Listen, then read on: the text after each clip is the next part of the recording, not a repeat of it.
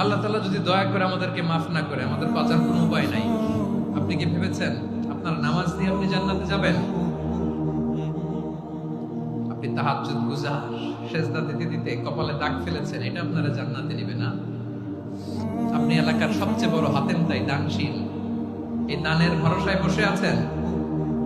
Question কালো আমাদের নামাজ, আমাদের রোজা, আমাদের ইবাদত, এগুলোকে মিজানের পাল্লায় উঠালে কোনো ওজনই হবে না।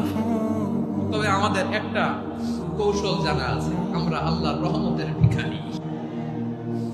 আমরা সেদিন আগেই গুনার স্বীকৃতি দিয়ে দেব। আমরা বলবো, আল্লাহ তুমি প্রশ্ন করার আগে তোমার একটা কথা বলি, আমারে কিছু জিজ্ঞেস করো না, আমি সব করেছি। এমন কোন পাপ নাই যে পাপ আমারে দিয়ে হয় নাই।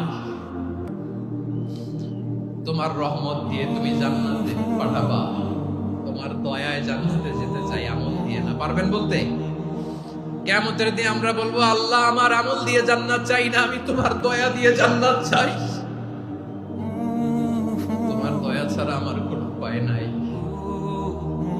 কারণ আল্লাহ যদি বিচার করে, বাঁচার কারো উপায় নাই। আল্লাহ